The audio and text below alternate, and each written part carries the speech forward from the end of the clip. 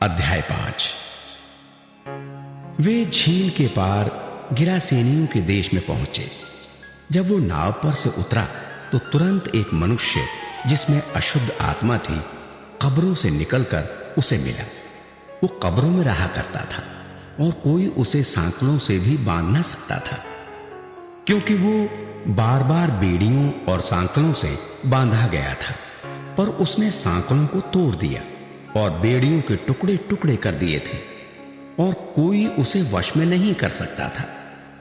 वो लगातार रात दिन कब्रों और पहाड़ों में चिल्लाता और अपने को पत्थरों से घायल करता था। वो यीशु को दूर से ही देखकर दौड़ा, उसे प्रणाम किया और ऊंचे शब्द से चिल्लाकर कहा, हे यीशु, परम प्रधान परमेश्वर के पुत्र, मुझे तुझसे क्या काम? मैं तुझे परमेश्वर की शपथ देता हूं कि मुझे पीड़ा ना दे। क्योंकि उसने उससे कहा था, हे अशुद्ध आत्मा, इस मनुष्य में से निकला। तो उसने उससे पूछा, तेरा क्या नाम है? उसने उससे कहा, मेरा नाम सेना है, क्योंकि हम बहुत हैं। और उसने उससे बहुत विनती की, हमें इस देश से बाहर ना भेज। वहां पहाड़ पर सूअरों का एक बड़ा झुंड चल रहा था। उन्होंने उससे विनती करके कहा, हमें उन सूअरों में भेज दें कि हम उनके भीतर जाएं। अतः उसने उन्हें आज्ञा दी और अशुद्ध आत्मा निकलकर सूअरों के भीतर बैठ गई और झुंड, जो कोई 2000 का था, कहाड़े पर से झपटकर झील में जा पड़ा और डूब मरा। उनके चरवाहों ने भागकर नगर और गांवों में समाचार सुनाए और जो हुआ था लोग उसे देखने आए। यीशु के पास आकर वे उसको, जिसमें दुष्ट आत्माएं थीं, अर्थात जिसमें सेना समाई थी, कपड़े पहने और सचेत बैठे देखकर डर गए। देखने वालों ने उसका, जिसमें दुष्ट आत्माएं थीं, और सूअरों का पूरा हाल उनको कह सुनाया। तब वे उससे विनती करके कहने लगे कि हमारी सीमा से चला जा।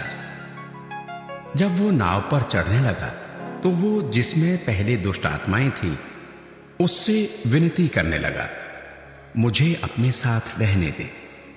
परंतु उसने उसे आज्ञा ना दी और उससे कहा, अपने घर जाकर अपने लोगों को बता कि तुझ पर दया करके प्रभु ने तेरे लिए कैसे बड़े काम किए हैं।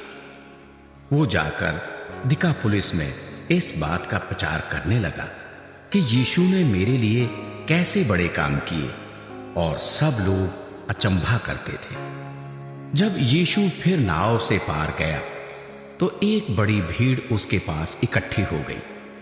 वो झील के किनारे ही था कि याईर नामक आराधनालय के सरदारों में से एक आया और उसे देखकर उसके पांवों पर गिरा और ये कहकर उससे बहुत विनती की, मेरी छोटी बेटी मरने पर है, तू आकर उस पर हाथ रख कि वो चंगी होकर जीवित रहे। तब वो उसके साथ चला और बड़ी भीड़ उसके पीछे हो ली, यहां तक कि लोग उस पर गिरे पड़ते थे।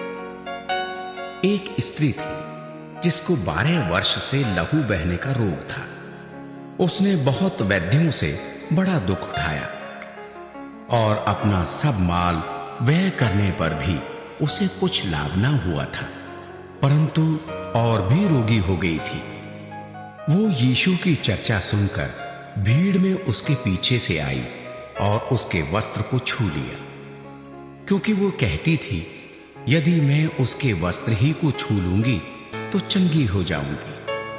और तुरंत उसका लहू बहना बंद हो गया और उसने अपनी देह में जान लिया कि मैं उस बीमारी से अच्छी हो गई हूं। यीशु ने तुरंत अपने में जान लिया कि मुझ में से सामर्थ्य निकली है और भीड़ में पीछे फिरकर पूछा, मेरा वस्त्र किसने छुआ? उसके चेलों ने उससे कहा, तू देखता है कि भीड़ तुझ पर गिरी पड़ती है और तू कहता है कि किसने मुझे छुआ? तब उसने उसे देखने के लिए, जिसने ये काम किया था, चारों ओर दृष्टि की।